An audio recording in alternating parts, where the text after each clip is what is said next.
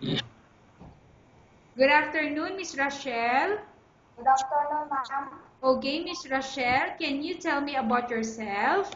My name is Rachel M. Saldivar. I'm 23 years old.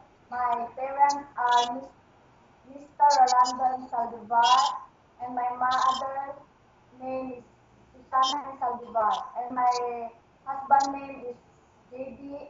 L. Tekegan, and my daughter's name is Jeraki S. Tekegan. Okay, I have few questions for you to answer, so let's start. Why do you want to work as a maid? Because I want to earn money for the future of my child. Why you choose Malaysia when there is a lot of other country? I choose Malaysia because beautiful country, I like Philippines, clean and green. How are you qualified for this job? Hard working, ma'am. May I know what is your education level is? I'm high school graduate. What is your recent working experience? My recent experience was in Singapore as an electric helper. Have you worked abroad before? Yes, ma'am. Can you please tell the place and how many years or months you worked for? I worked in Singapore as a domestic helper in 7 months. Do you have experience of taking care of baby? Yes, ma'am. And whose baby you are taking care of? My child, my daughter, ma'am. What about elder people? Do you have experience taking care of an elder? No, ma'am. But are you willing to take care? Yes, ma'am. Do you have any other special skills? Uh, Cleaning the house, ironing, cooking, gardening, care the baby. Are you willing to learn new skills? Yes, ma'am. Are you willing to work with a family where the mother-in-law or any relatives stay together? Yes, ma'am. Currently, are you still working now? No, ma'am. Do you know how to cook? Yes, ma'am. What sort of food can you cook? Filipino food and Chinese food. Can you please tell me the Filipino food that you can cook? Adobo food and pinakbet food. What about Chinese food that you can cook? Cabbage with chili and broccoli. Are you aware that you will have to do washing, cleaning, ironing, and cooking? Yes, ma'am. From all the house chores or household work such as cooking, cleaning, ironing, and washing, which do you like most?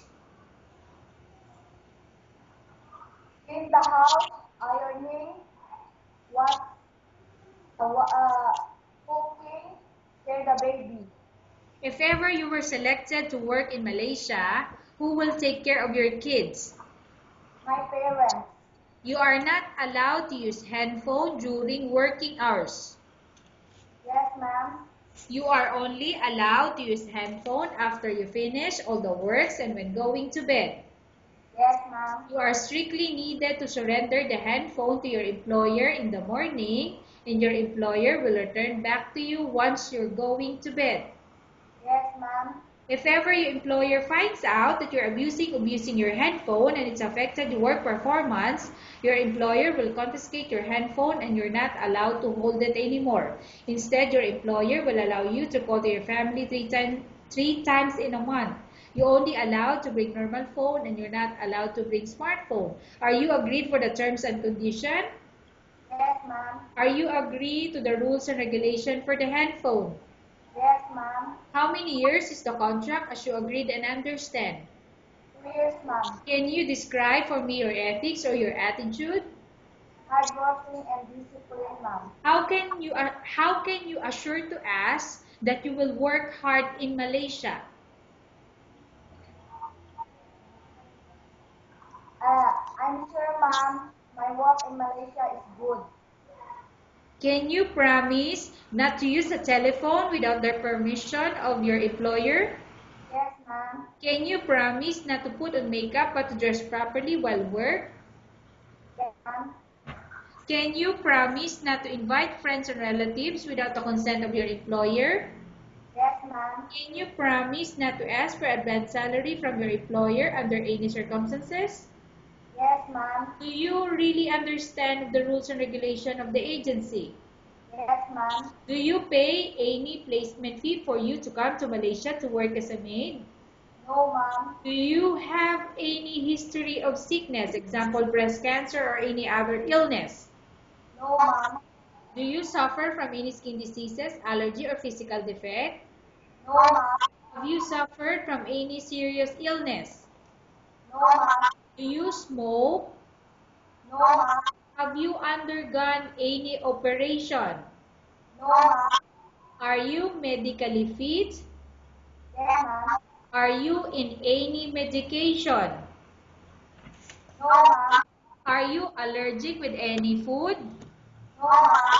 Are you prepared to work for the employer of any race? Yes, ma'am. Are you prepared to eat the type of food taken by your employer? Yes, ma'am.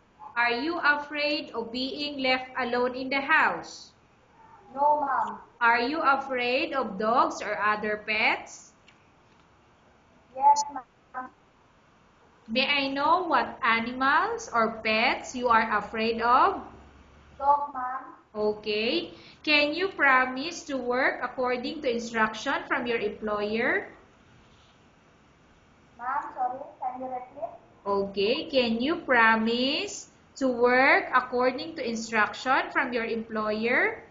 Yes, ma'am. Do you have any immediate family working in Malaysia? No, ma'am. Okay, Miss Rachel, we have finished our question section. Let's go to case study. I have a case study for you and I want you to answer me truthfully. Upon arrival in Malaysia within 6 months, if ever any of your family members pass away, what will you do? Will you continue to work till finish your contract or you will go back? I continue my contract and then after that I will go home.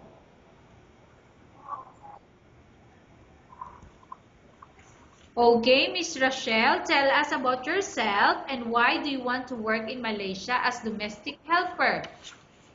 I want to work in Malaysia as a domestic helper for helping my family and support my families. Okay, Miss Rachel, what do you want to tell to your employer who watching your video? Thank you, ma'am. Thank you, ma'am, for watching me to interview. Please, ma'am, put me as your maid. Promise I will do everything. Okay, thank you very much, Miss Rachel. We will update your agency if there's any selection made by the employer. Okay, ma'am, thank you.